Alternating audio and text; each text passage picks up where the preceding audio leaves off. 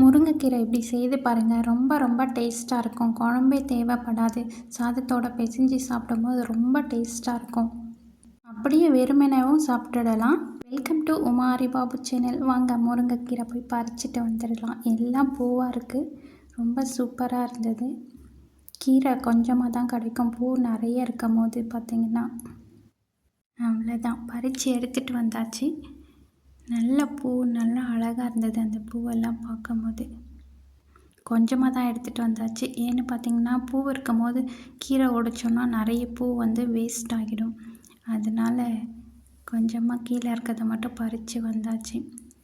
இந்த மாதிரி ஒரு பாத்திரத்தில் கீரை உருவி போட்டு வச்சோன்னா, நம்ம காலையில் சமைக்கிறோன்னா ஈவினிங் வந்து இந்த மாதிரி உருவி போட்டு வச்சிட்டோன்னா, அந்த பெரிய பெருசாக அப்படியே உருவணுன்னாலும் காலையில் எழுந்து பார்க்கும்போது பார்த்திங்கன்னா அதெல்லாம் சின்ன சின்னதாக கொஞ்சம் சிரமம் இல்லாமல் அதுவாகவே உதிர ஆரம்பிச்சிடும்.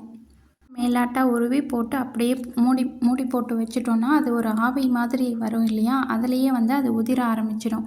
காலையில் எடுத்து சமைக்கும் போது பார்த்திங்கன்னா ஈஸியாக இருக்கும். நமக்கு அந்த ரொம்ப கஷ்டப்பட்டு ஒவ்வொரு இனுக்காக உருவணும் அப்படிங்கிறதே இருக்காது. பாருங்கள், இது காலையில் நைட் வந்து அப்படியே போட்டு வச்சது. காலையில் வந்து பார்த்திங்கன்னா அதுவே அந்த ஆவிக்கு வந்து எல்லாமே உதிர்ந்துடும். அப்போ நமக்கு அந்த உருவுற கொஞ்சம் கஷ்டம் கம்மியாக இருக்கும். நான் அப்படி தான் செய்துக்குவேன். உங்களுக்கு டிப்ஸ் பிடிச்சிருந்தா அதை ஃபாலோ பண்ணிக்கோங்க. இப்போ வந்து அலசி எடுத்துக்கலாம். சும்மா தண்ணியில் அலசி எடுத்துக்கிட்டோன்னா போதும். அந்த சின்ன சின்ன குச்சியுமே வந்து நம்ம அப்படியே சேர்த்துக்கிட்டாலும் சேர்த்துக்கலாம். இல்லை கொஞ்சம் நீளமாக இருக்குன்னா எடுத்துடலாம். அதுக்கு தேவையானது வேர்க்கடலை. நான் ஒரு 200 கிராம் எடுத்திருக்கேன். வறுத்து நல்லா பொடி பண்ணி எடுத்துக்கோங்க. கீரை அலசி எடுத்தாச்சு. கீரை மூழ்கிற அளவுக்கு தண்ணி ஊற்றினா போதும். கீரை வந்து மூடி போட்டு வேக வைக்கக்கூடாது. எப்போவுமே அப்படியே ஓப்பனாக திறந்து விட்டு தான் கீரை வேக வைக்கணும். அதே மாதிரி கீரை போட்ட உடனே அந்த கொதி வந்தபோது கொஞ்சம் அழுத்தி விடணும் கீரையெல்லாம். இல்லாட்டி பார்த்திங்கன்னா ஒரு மாதிரி கருப்பாக ஆக ஆரம்பிச்சிடும். அந்த கொதி வரும்போது வந்து நல்லா சுத்தம் அழுத்தி விடணும் கீரையை.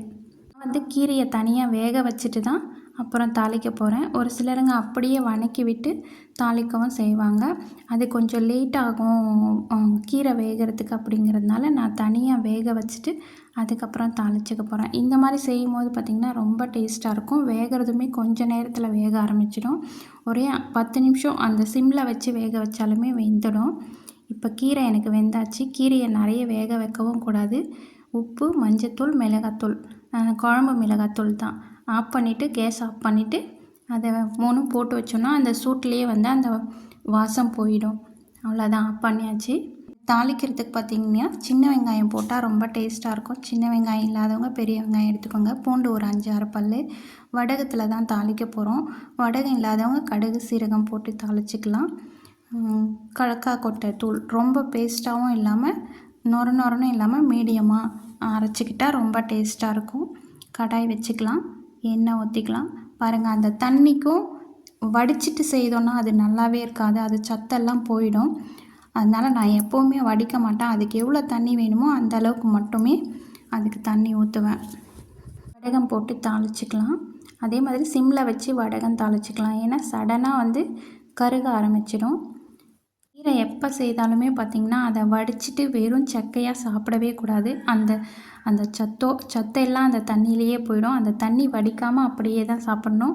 பூண்டு, சின்ன வெங்காயம், கருவேப்பிலை போட்டு நல்லா வதக்கி எடுத்துக்கலாம். வதங்கும் போதே பார்த்திங்கன்னா அவ்வளோ மணமாக அவ்வளோ சுண்டி இழுக்கும். அந்த மணம் வந்து பார்த்திங்கன்னா கீரையில் வந்து நிறைய சத்துக்கள் இருக்குது. அது பார்த்திங்கன்னா வாரத்தில் 2 நாள் கண்டிப்பாக கீரை சேர்த்துக்கலாம். முருங்கைக்கீரை சேர்த்துக்கிறதுனால ரொம்ப நல்லது.